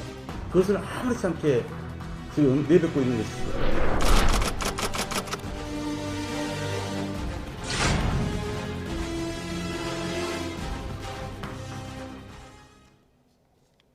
네, 당선인 측이 지금 국민투표 어떤 카드를 꺼내 들었거든요. 네, 뭐 저는 실제로 국민 투표를 하기 위해서 이 얘기를 꺼냈다고 보지 않습니다. 지금 뭐 현실적으로도 선거인단을 구성할 수가 없는, 그래서 국민투표에 붙일 수가 없는 사안이고, 그리고 과연 이게 국민투표 사안인가도 사실 논란이 됩니다. 여러 가지 문제가 있음에도 불구하고 국민투표 얘기를 꺼낸 것은 결국은 국민투표의 어떤 준하는 지방선거에서 지지층을 결집하고 국민들의 여론을 갖다가 불러일으키기 위해서 이 국민투표 발언을 의도적으로 꺼낸 거 아니냐. 그러니까 지금 현재 그 국민투표법이 헌법 불합치로 인해서 지금 이제 실시가 될 수 없는 상황 아닙니까? 이거를 알고 있음에도 불구하고 국민투표 얘기를 꺼낸 건 지방선거를 통해서 지금 의회에서 할 수 있는 일이 없으니까 국민투표도 못하니 국민들이여 우리를 도와주십시오. 이런 어떤 지금 이 검수완박의 어떤 그 법안 통과의 후폭풍을 안고 선거 분위기를 이끌어 가겠다라고 하는 그런 의도가 결국에 깔린 게 아니냐, 이렇게 바라보는 분석이 많은 것 같습니다. 네, 장제원 비서실장 그 언급에 전제가 있습니다. 문재인 대통령이 거부권을 행사하지 않으면 국민의 뜻을 물어야 한다는 말을 했는데, 자, 그럼 여기서 장제원 비서실장 얘기를 조금 더 길게 들어보겠습니다. 우리 당선인 비서실은 대통령 당선인께 국민투표를 붙이는 안을 보고하려고 합니다. 지금 국회가 압도적으로 다수의 힘을 가지고 이렇게 헌법 가치를 이렇게 유린하고 있는데 과연 이것을 국민들께서 원하는 것인지 직접 물어보는 것이 마땅하지 않느냐라는 생각을 할 수밖에 없습니다. 지방선거 때 함께 치른다면, 국민들께 함께 같이 물어본다면 그게 뭐 큰 비용도 안 들고 국민들께 직접 물어볼 수 있는 그런 일이 아닌가 생각해서. 네, 그러니까 이제 그 8년 전에 위헌 판결을 받은 것을 알고 있음에도 불구하고라고 의도적으로 이런 얘기를 꺼냈다고 앞서 교수님께서 말씀하셨는데, 평론가님은 어떻게 보십니까? 일단 저도 몰랐어요. 솔직히 아마 인수위가 그러니까 당선인 비서실 쪽에서 몰랐을 가능성도 저는 있다고 봅니다. 그러니까 국민투표법이 살아 있을 거라고 생각을 했어요. 그런데 당시에 이제 제2교포, 제1교포 개인이 헌법소원을 낸 거예요. 네. 그러니까 그 당시 법까지 어떻게 돼 있었냐면 주민등록이 있는 사람에 한해서 이런 국민의 어떤 권리인 투표를 할 수 있다, 이렇게 돼 있었거든요. 네. 그렇기 때문에 뭐 대통령 선거라든지 국회의원 선거라든지 이런 걸 다 못하게 돼 있었어요. 그런데 그런 어떤 그 국회의원이나 대통령 선거는 지금 재외 국민투표가 이루어졌잖아요. 네. 국민투표법은 개정을 안 한 거예요. 당시 헌법재판소에서 그래서 2015년 12월 31일까지 이걸 개정해라. 안 그러면 1월 1일부터 이 법은 효력이 정지된다라고 네. 얘기했는데 국회가 그거를 계속 안 한 거예요. 지금 방치되어 있는 거죠? 방치되고 네. 있는 거죠. 그래서 현재는 효력이 정지돼 있습니다. 그래서 이게 뭐 헌법에 맞느냐 안 맞느냐 이 논란 자체도 사실 불필요한 거죠. 왜냐하면 이 법이 지금 효력이 정지돼 있기 때문에. 네. 결론을 다 이미 우리가 내버렸습니다만 어떻습니까? 그러면 당선인 비서실이 좀 원내 지도부와 좀 충분히 논의를 하고 이런 얘기를 꺼냈어야 되는데 좀 성급하게 공론화한 것 아닐까, 이런 지적도 있는 게 사실인데, 그렇다 보니 신의 한 수가 아니라 자충수일 것이다, 이런 일단 비판도 있고요. 어떻게 보십니까? 그렇죠. 한 번 꼬이니까 이걸 풀어가는 법이 이제 여러 가지로 돌아갈 수밖에 없는 겁니다. 그러니까 애초부터 소위 말하는 박병석 중재안에 대해서 반대를 할 거면 확실하게 반대를 했어야 되는데, 합의하고 의원총회에서 추인까지 하고 난 거를 뒤바꾸려다 보니까 스텝이 꼬이는 거죠. 그래서 스텝이 꼬여서 지금 어떠한 해명도 없이 갑자기 의회 투쟁으로 들어가는 거고, 그다음에 당선인 측에서도 이거를 갖다가 뭔가 프레임을 만들어야지 아니 왜 갑자기 합의했다가 뒤바꿨니라고 하는 거에 대한 해명을 할 수 있잖아요. 그럼 그 프레임이 지금 국민의힘이 할 수 있는 것은 이게 헌법에 위배되는 거다라고 하는 검찰의 주장에 힘을 실어주는 겁니다. 그럼 헌법에 위배되는 거니까, 이 정도로 중대한 사안이니까 소위 국민투표에 붙일 수 있는 거 아니냐라고 이제 한 자락을 깐 거고, 뭐 이게 지금 현재 그 효력을 발휘하는, 국민투표법이 효력을 발휘하는지 못하는지 그걸 알았는지 몰랐는지는 모르겠지만, 네. 결과적으로 국민투표라고 하는 건 국민들이 여기에 대해서 공분을 일으켜달라는 거잖아요. 그럼 결국은 이것이 결국은 어디로 가느냐? 결론적으로는 선거에서 선거에서 민주당을 심판해달라. 여기로 가기 위한 징검다리를 장제원 비서실장이 놓은 거다. 이렇게 해석하는 게 가장 이제 상식적인 해석이 되겠죠. 네, 선관위에서 해석을 했습니다. 검수완박법 집을 검수완박법 관련한 국민투표를 지방선거 때 붙이는 것은 불가능하다라고 이제 입장을 밝혔는데 교수님 말씀처럼 지금 장제원 실장을 비롯해서 당선인 측이 이를 모를 리가 없을 텐데 이 같은 국민투표를 거론한 것은 선거 쟁점으로 좀 활용하려는 전략 혹은 의도가 있었을까요? 어떻게 보십니까? 자충수라고 일부 언론에서는 또 표현하는데 저는 그건 좀 너무 나간 것 같고요. 왜냐하면 국민투표 얘기는 사실 당선인 쪽에서 당선인 비서실 측에서 제일 먼저 얘기한 것이 아니라 언론이나 일부 지지자들 또 국민의힘의 또 일부 지지자들이 이미 며칠 전부터 계속 꺼냈던 어떤 문제예요. 그런데 지금 첫 번째 민주당에서 비난하는 대로 이것이 무슨 상권 분립이다 얘기하는데 그 대통령제인 우리나라에서는 대통령에게 세 가지 권한이 있어요. 하나는 사법부에 대해서 견제할 수 있는 권한, 그게 사면권이에요. 네. 사법부에서 다 판단을 내렸는데 사면 복권을 딱 해버림으로써 사법부의 판단을 뒤집을 수 있는 권리를 대통령한테 줘요. 그다음에 거부권이 있습니다. 이건 입법부에 대한 견제예요. 입법부가 입법을 다 했는데 그걸 거부할 수 있는 권리, 이게 상권 분립에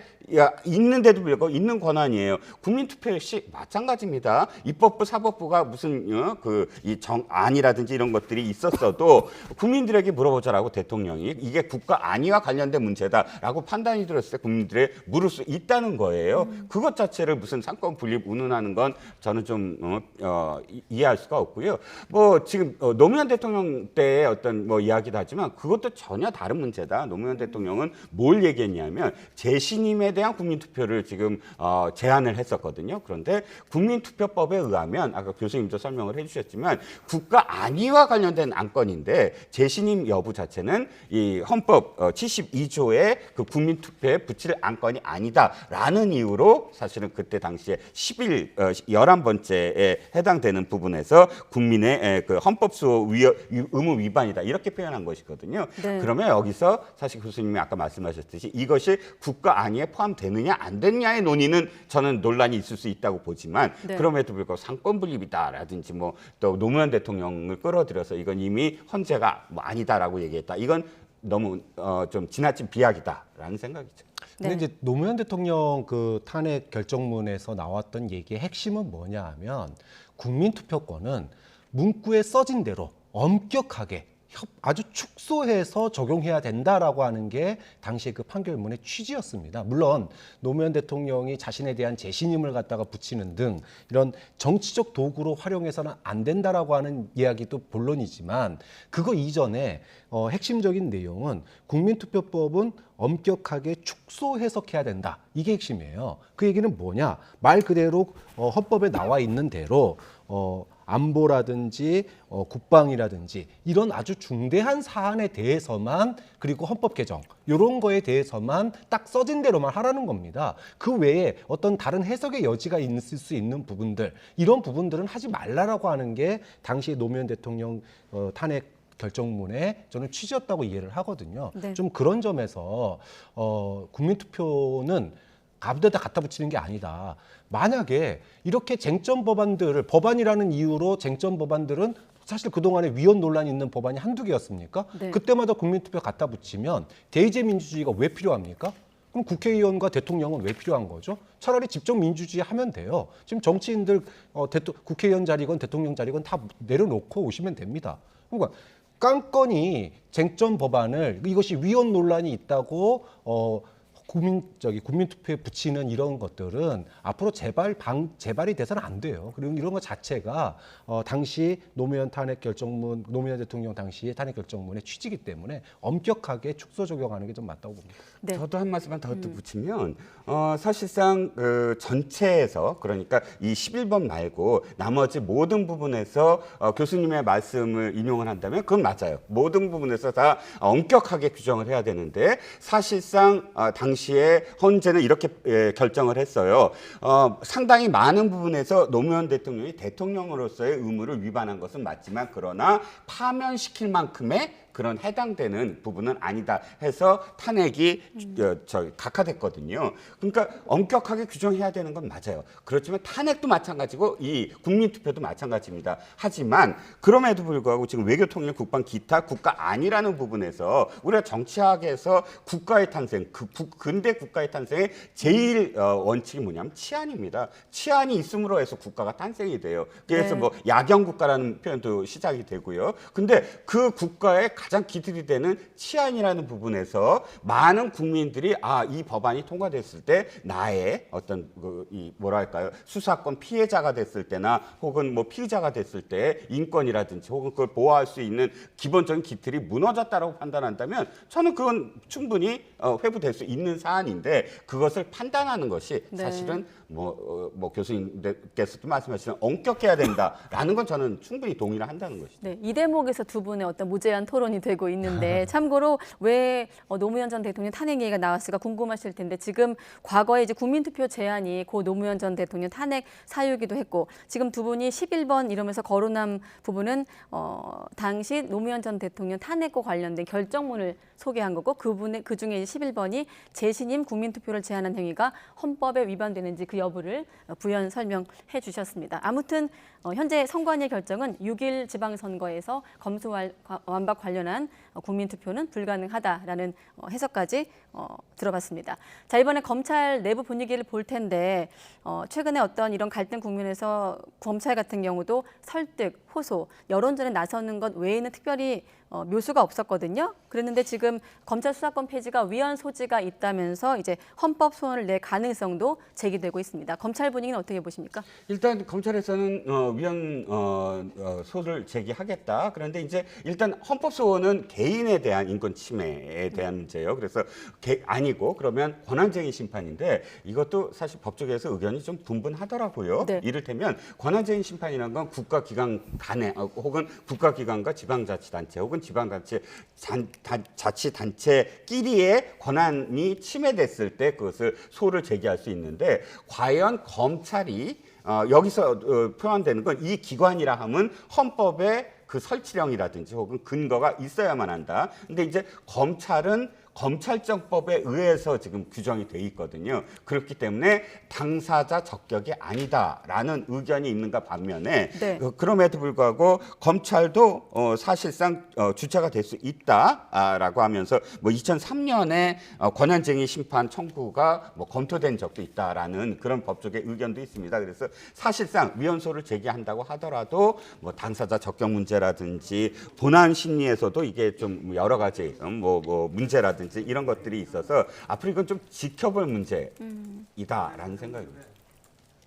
공수처법 관련해 가지고 당시 헌법재판소가 꼭 검찰만 기소권을 가져야 되는 게 아니다. 예를 들어 공수처도 가질 수 있다. 이러면서 수사와 그러니까 핵심이 검찰의 핵심은 기소권이지 수사권과 수사권 자체가 본질의 핵심이 아니다라고 하는 게 이제 당시 공수처 논란에서 공수처가 수사권과 기소권을 다 갖는 게 맞느냐라고 하는 논란이 있었을 때 헌법재판소에서 관련된 내용을 판결한 게 있거든요. 그렇기 때문에 이것을 가지고 권한쟁의 하는 게 과연 맞느냐. 그리고 이미 한번 헌법재판소에서 다뤘던 사안이기 때문에 검찰의 이런 그 법적인 뭐 권한쟁의 심판을 당연히 하겠지만 이것이 받아들여질 가능성은 낮다고 보는 그런 견해들도 많은 것 같습니다. 네. 자, 이번에 문재인 대통령의 언론 인터뷰 내용으로 넘어갈 텐데 최근에 어떤 전국 이슈 중에서 대통령이 좀 말을 삼가는 분위기였는데 이번 언론 인터뷰는 좀 달랐거든요. 어떤 얘기를 했을까요? 한번 들어보시죠. 그 새 정부의 집무실 이전 계획이 별로 마땅치 않게 생각이 됩니다.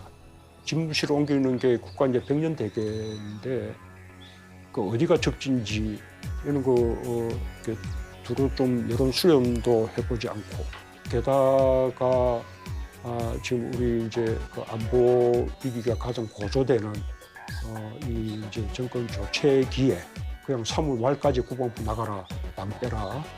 우리는 거기서부터 올 12부터 해서 업무를 시작하겠다.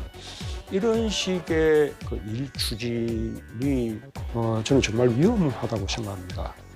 그래서 헌정사상 처음으로 5년 만에 정권 교체가 됐다는 것이 바로 국민의 평가입니다. 현 정부에서 이러한 어려움이 있었는데 잘 극복했으면 좋겠다고 덕담을 해주시는 것이 그게 대인다운 도리라고 생각합니다. 네, 대통령 발언에 대해서 안철수 위원장은 방금 들으신 대로 대인다운 도리라고 생각한다고 했고 배현진 대변인도 책무에 집중하라라는 어떤 얘기를 했거든요. 사실은 뭐 문재인 대통령이 틀린 얘기한 건 아닙니다. 근데 좀 수위가 너무 그러니까 국민들이 사실은 지금 그 국정수행 지지율 하락의 핵심이 이 용산으로의 이전 과정의 일방성 이런 부분들 그다음에 국방부 방패라고 그랬던 거 이 부분 분명히 맞거든요. 그런데 퇴임하는 대통령이 이제 막 출범하는 대통령한테 굳이 그렇게 구체적인 언급을 할 필요가 있었을까? 뭐 예를 들어 할 말 많지만 뭐 자제하겠다. 이 정도 발언이어도 국민들이 충분히 알아듣지 않았을까. 좀 그런 점에서 너무 세세하고 구체적으로 얘기하다 보니 대통령이 뭔가 좀 마지막에 목리 부리는 듯한 그런 뉘앙스를 풍겼기 때문에 조금 좀 아쉬운 측면이라고 좀 봅니다. 그래서 조금 표현이 좀 자제됐으면 어땠을까 하는 생각이 이유가 듭니다. 있었을까요? 그 같은 어떤 작심 발언에? 그러니까 그동안에 쌓인 거죠. 그러니까 지금 이 소위 그 인수위 기간 동안의 협조, 그러니까 회의가 그 만남 회동 자체가 늦어졌던 거, 그리고 어떤 그 인사 논란 문제, 그리고 소위 그 여러 가지 이제 그 공방들이 벌어졌잖아요. 이제 이런 것들이 쌓이다가 마지막에 이렇게 폭발한 게 아니냐 보는데 그럼에도 불구하고 조금 문재인 대통령이 평상시에 되게 점잖으신 그런 스타일인데 마지막까지 그 유종의 미를 좀 더 거뒀으면 어떨까 하는 그런 아쉬움 좀 남습니다. 네, 안철수 위원장, 배현진 대변인에 이어서 청와대에선 탁현민 의전 비서관까지 이 장외 입씨름에 나섰는데 이 얘기까지 듣고 나서 또 평론가님 의견 듣겠습니다. 자, 문재인 대통령님 퇴임 후에 잊혀진 삶을 살고 싶다라고 여러 차례 말씀을 하셨는데 그게 좀 가능할지도 한번 질문 드리고 싶어요. 마지막으로. 잊혀지시려고 엄청나게 노력하실 거라고 생각합니다. 예. 그게 가능할지는 저는 잘 모르겠는데 본인은 정말 그 잊혀지고 싶어서 근데 그 잊혀진다는 게 뭐 그 사라진다거나 뭐 잠행을 한다거나 이런 의미는 아니고요. 본인의 일상을 소소하게 꾸려가겠다. 그렇게 이해하는 게 훨씬 더 정확할 것 같고 그런 삶을 위해서 노력하시면서 제발 대통령께서 퇴임하신 후에는 정말 행복하게 남은 삶을 사셨으면 좋겠어요. 이쪽 저쪽 거론 안 했으면 좋겠다 이 말씀이기도 하네요. 대통령이 퇴임 후에 대통령을 걸고 넘어지지 않았으면 좋겠고 걸고 넘어지면 물어버릴 겁니다. 네, 마지막에 웃으면서 얘기했습니다만 걸고 넘어지면 물어버리겠다. 탁 비서관도 이 부분은 언론에서 제목으로 뽑을 걸 알고 있었을 텐데 이 발언 어떻게 해석하십니까? 그것부터 말씀을 드리면 탁현민 비서관이야말로 지금 국민의힘이 여가부를 폐지하겠다라고 이야기하는 이유 중에 하나입니다. 왜냐하면 현 정부에서 탁현민 비서관이 행정관으로 발탁이 됐을 때 탁현민 행정관의 그 이전에 그 옛날 시절 각종 책에서 언급했던 것, 뭐 여성들의 비하 그리고 여성들의 어떤 뭐 그 술집과 관련된 그런 뭐 지도까지 만들어면서 그 비하하는 그런 그 인식, 성적 인지도가 굉장히 낮은 그런 식의 어떤 발언들과 또 그걸 기획으로 해서 책을 낸 것에 대해서 굉장히 비난을 많이 받았죠. 어떻게 이런 사람을 이 정부가 발탁을 할 수 있는가. 당시에 여가부 장관이 이건 안 된다라고까지 얘기했습니다. 그런데 어떻게 됐죠? 지금 비서관으로 승진까지 했어요. 그리고 의전 비서관이 역대 청와대에서 홍보 비서관도 아니고 아예 공식적인 인플루언서. 저는 청와대 공식 인플루언서라는 그런 직책이 있는지도 몰랐는데 당당히 SNS에 맨날 글을 올리고 해서 사실상 한 번은 대통령이 직접 너무 심하게 한다라고 통제를 한 적도 있는 그런 인물입니다. 그런 인물이 지금 저는 좀 이 탁현민 비서관한테 말씀드리고 싶은 건 인격을 좀 이렇게 잃어버리시지 마시라. 스스로 이렇게 비하를 하시는지 그 물어버리겠다라고 표현하는 건 뭐 인격을 지금 스스로 포기하신 거 아닌가요? 뭐 심하게 말씀을 드리면 우리 집에 있는 반려견도 물어버리겠다는 의사를 으르릉 됩니다. 그건 사람이 아니잖아요. 사람의 의사가 아닙니다. 아무리 웃으면서 얘기한다고 하더라도 현직에 있는 지금 청와대 소속, 현직 청와대 소속의 비서관입니다. 그러면 이 차기에 뭐 들어설 정부나 차기에 여당이 될 그 집권 세력에게 덕담은 하지 못할 망정, 덕담을 바라지도 않습니다. 제발 홍보 비서관이나 뉴미디어 비서관처럼 자신의 정부의 입장을 대변하는 일이 아니라 의전을 담당하는 일이라면 의전을 담당하는 비서관답게 마지막까지 행동하시길 바라고요. 문재인 대통령과 관련해서는 한 말씀만 드리면 네. 진짜 협량의 정치인으로 남지 않으셨으면 좋겠습니다. 떠날 때를 아는 자의 뒷모습은 아름답습니다. 그런데 떠날 때를 알지 못하면 결코 아름답지 못합니다. 네, 취임식 관련 질문 하나만 더 하고 마무리 짓겠습니다. 자, 취임식까지 이제 며칠 안 남았는데, 자, 당선인 취임식에 박근혜 전 대통령이 참석 의사를 밝혔습니다. 그렇기 때문에 이제 박 전 대통령, 문재인 대통령, 윤석열 당선인까지 이제 취임식에 나란히 앉은 모습을 볼 수 있을 것 같습니다. 네, 바라보는 국민들이 굉장히 여러 가지 생각이 들 것 같습니다. 뭐 한편으로 좋게 해석하면은 국민 대통합이다 이렇게 얘기할 수 있겠지만 또 이렇게 비판적으로 보면 전직 대통령의 예우가 박탈된 분이 저 자리에 왜 앉아 있나 이런 생각을 하신 분들도 있을 네. 거예요. 국민들의 뭐 판단의 몫이라고 보고 박근혜 전 대통령이 아마도 물론 뭐 좋은 뜻으로 축하하기 위해서 오신 거겠지만 자연스럽게 이렇게 되면 전직 대통령의 예우가 정치적으로 복원되는 거 아니냐라고 하는 점에 있어서는 논란도 뒤따를 것으로 보입니다. 사면된 전직 대통령이 예우를 받은 적은 이미 있습니다. 김대중 대통령이 건의를 해서 김영삼 대통령이 사면을 한 전두환, 노태우 두 전직 대통령이 나중에 회고하기를 가장 자신을 예우했던 사람, 전두환 전 대통령이 그렇게 회고를 했죠. 자신을 가장 예우했던 사람은 김대중 대통령이다.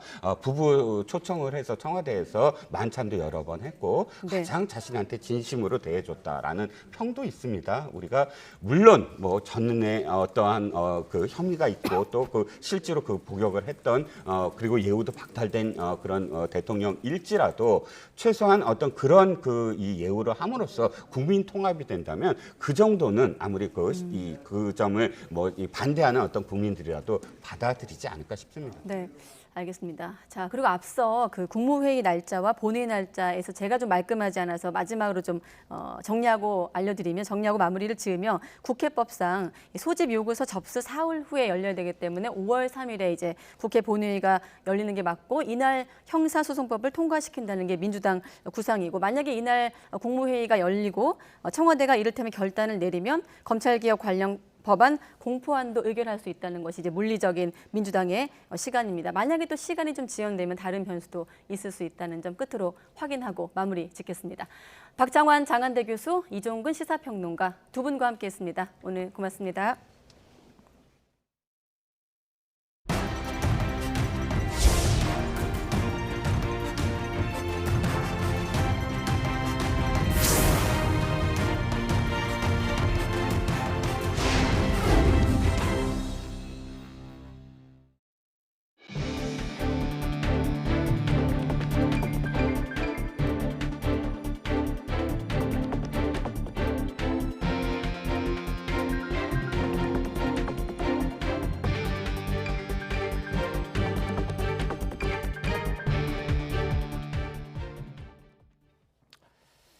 (5월 10일) 열리는 윤석열 대통령 취임식에 박근혜 전 대통령이 참석할 것으로 보입니다.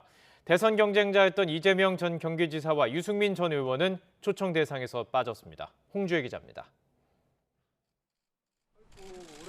지난 12일 대구에 있는 박근혜 전 대통령 사저를 방문한 윤석열 당선인은 다음 달 10일 대통령 취임식에 참석해달라고 요청했습니다.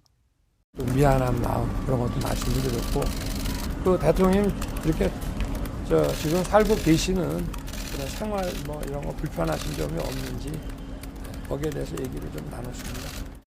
2주 뒤 이번엔 박주선 취임준비위원장이 대구를 찾았습니다. 당선인의 친필 초청장을 전하며 예우를 갖춰 정식 초청 절차를 밟았습니다.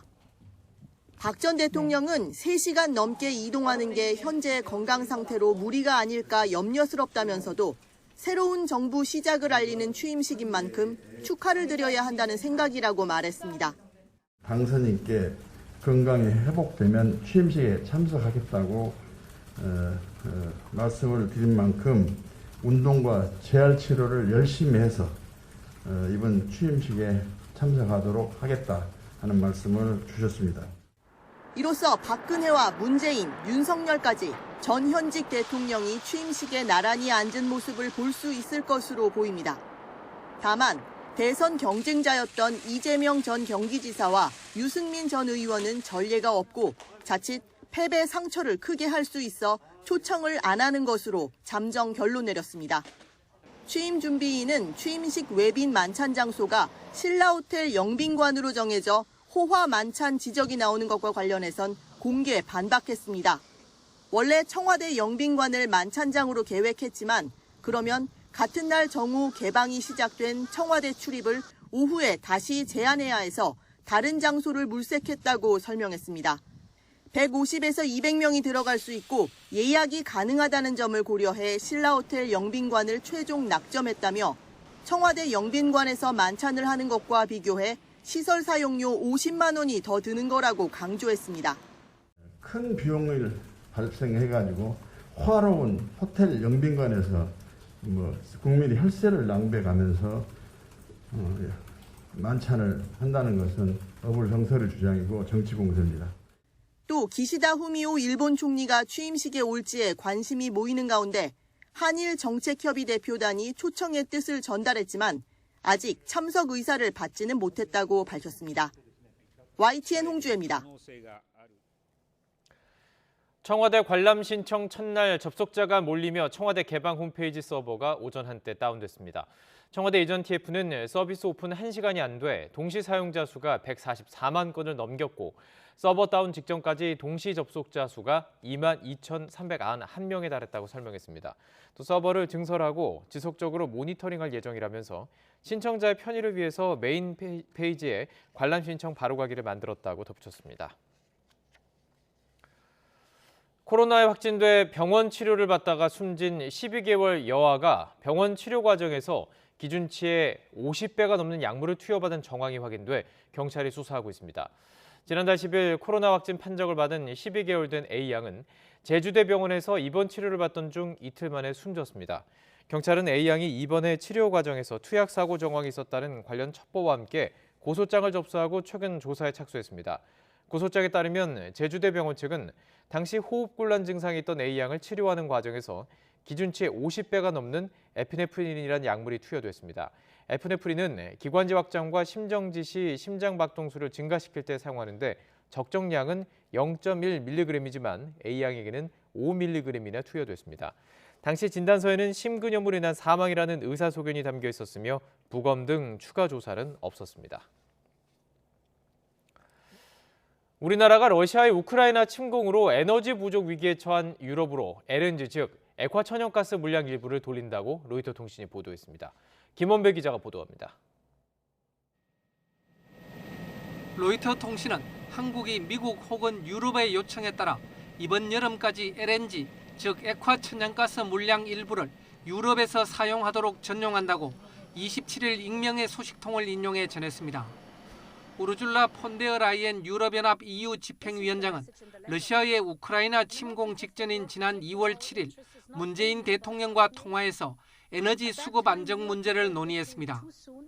EU 집행위원회는 미국, 카타르, 아제르바이잔, 나이지리아, 이집트 등 가스 생산국과도 접촉했고 일본 등에도 수입량 일부를 유럽으로 돌릴 수 있는지 의향을 타진했습니다. EU는 천연가스의 40% 이상을 러시아에 의존해 왔습니다. 러시아가 폴란드와 불가리아에 대한 천연가스 공급을 중단하는 등 서방 제재에 맞서 에너지를 무기화하고 있습니다. 러시아는 두 나라가 가스 대금을 러시아 통화인 루블화로 결제하지 않았다면서 루블화 결제에 동의할 때까지 공급 중단을 이어가겠다고 밝혔습니다. 우크라이나 침공 이후 러시아가 유럽 국가를 상대로 가스 공급을 중단한 것은 이번이 처음입니다. 폴란드와 불가리아에 대한 러시아의 가스 공급 중단 조치로 유럽 가스 가격은 20% 이상 폭등했다고 블룸버그 통신이 전했습니다. 유럽연합 EU는 올해 말까지 러시아산 가스 의존도를 3분의 1로 줄이고 2027년 말까지는 수입을 전면 중단하는 목표를 추진 중이지만 당장의 물량 부족을 해결해야 하는 상황입니다. YTN 김원배입니다. 우크라이나가 수도 키이우에 세워진 러시아와의 우정을 상징하는 동상을 시민들의 환호 속에 철거했습니다. 민간인 최대 2만여 명 살해 의혹이 제기되고 있는 우크라이나 마리우폴 근처에서는 또 다른 집단 매장지가 포착된 것으로 전해지고 있습니다. 이종수 기자입니다. 우크라이나와 러시아 노동자가 소비에트 우호 훈장을 함께 들고 서 있는 높이 8m 동상입니다. 이 러시아 우정 동상이 러시아의 우크라이나 침공으로 설치된 지 40년 만에 철거가 시작됐습니다. Россия напала на Украину. Первые ракеты упали 30 ракет ночью 24-го рухнули на Украину. Можно с Россией быть друзьями? 러시아 노동자를 상징하는 동상의 머리부터 제거됐습니다. Цей пам'ятник символізує, раніше символізував дружбу між українським та російським народом, а ми зараз бачимо, наскільки ця дружба руйнуванням українських міст. 동상 철거 모습을 지켜본 키이우 시민들은 환호했습니다. 우크라이나! 우크라이나! 민간인 최대 2만여 명 살해 의혹이 제기되는 우크라이나 남부 항구 도시 마리우폴 근처에 또 다른 집단 매장지가 포착됐다고 마리우폴 시장이 밝혔습니다.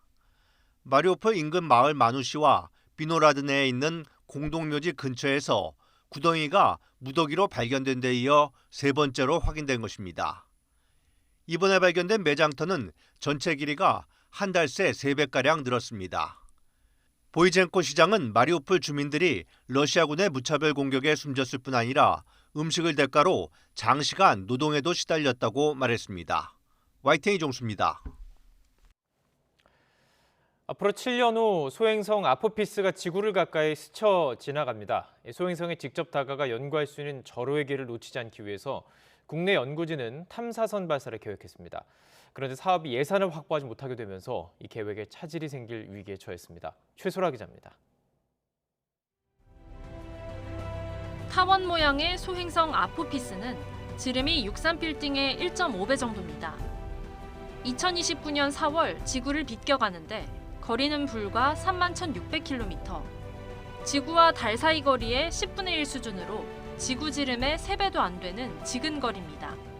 이 정도 크기 소행성이 지구에 가까이 다가오는 건 2만 년 만에 한 번 있을 정도의 드문 일입니다. 국내 연구진은 이번 기회에 한국형 발사체 누리호를 개량해 아포피스 탐사선을 쏘아 올릴 계획을 세웠습니다. 지구와 소행성이 근접할 때 나타나는 변화를 조사하고 미래 우주 탐사에 필요한 발사체와 탐사선 기술을 한층 더 끌어올리겠다는 겁니다. 탐사선의 이동 경로와 속도를 따져보면 2027년 10월쯤엔 발사가 이루어져야 합니다. 연구팀은 연구 개발에 5년 정도가 걸릴 것으로 보고 당장 내년 사전 연구에 착수하기 위해 지난 3월 3,874억 원 규모 예산을 신청했습니다. 그런데 예산 편성 단계에서 차질이 생겼습니다. 아포피스 탐사선 연구개발 사업이 과기부 예비타당성 조사 대상에서 제외돼 예산 확보에 실패한 겁니다. 학계에서는 이대로 예산 집행이 안 될 경우 사실상 탐사 계획은 제대로 완성되기 어렵다는 전망입니다. 이번 소행성은 정지궤도 위성이 있는 곳까지 가까이 지나가기 때문에 우리의 그 로켓 기술력으로 도전해 볼 만한 유일한 기회였거든요. 1년이 늦어진다고 했을 때 가능하냐 하는 거는 염려되는 바는 있죠. 예. 일본은 하야부사 탐사선을 쏘아 2020년 소행성 류구의 샘플을 지구로 가져오는 데 성공한 뒤 소행성 탐사 분야 세계 선두로 올라서게 됐습니다. 이를 바탕으로 우주 강국인 미국, 유럽과의 협력에 더 활발하게 참여할 수 있었습니다. 2만 년 만에 찾아온 소행성 탐사 기회. 예산 확보라는 벽에 부딪혀 이대로 좌절하게 될지, 기사회생으로 사업이 다시 추진될 수 있을지 관심이 모아지고 있습니다. 이런 가운데 미국은 또 다른 소행성 베누를 탐사하기 위해 쏘아올린 탐사선 오시리스 렉스를 이용해 오는 2029년 18개월 동안 아포픽스를 탐사하겠다고 발표했습니다. YTN 사이언스 최소라입니다. SK가 현대차를 제치고 16년 만에 재계 순위 2위로 도약했습니다. 국내 1위 가상화폐 거래소인 업비트를 운영하는 두나무는 자산 총액이 11조 원에 육박해 공정거래위원회의 규제를 받게 됐습니다. 보도에 오인석 기자입니다. 반도체와 배터리, 바이오를 앞세워 자산을 불린 SK가 재계 순위 2위에 올랐습니다. SK그룹은 자산 총액 291조 9천억으로 삼성에 이어 2위를 기록했습니다. 지난 2006년 대기업 자산 순위 3위에 오른 뒤 16년 만에 현대자동차를 3위로 밀어냈습니다.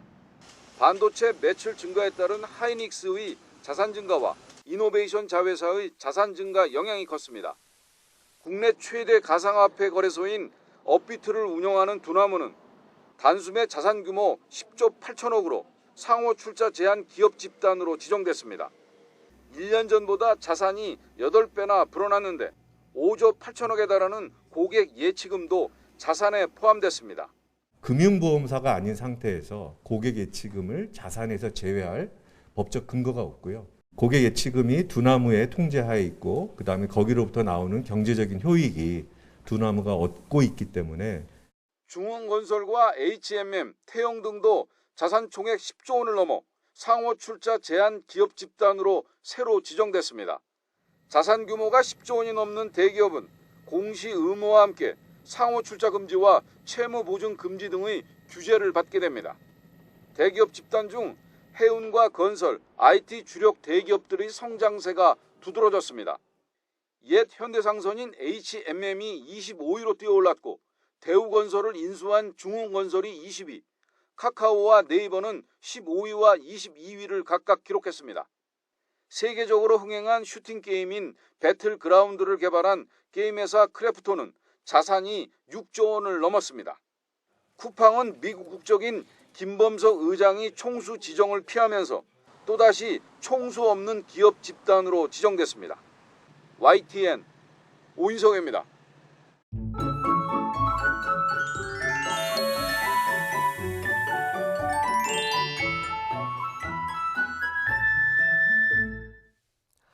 오늘 불청객 황사가 찾아왔습니다. 이 황사 때문에 공기가 무척 탁했고 따뜻한 봄 날씨를 만끽하기 어려웠는데 내일은 점차 공기가 깨끗해집니다.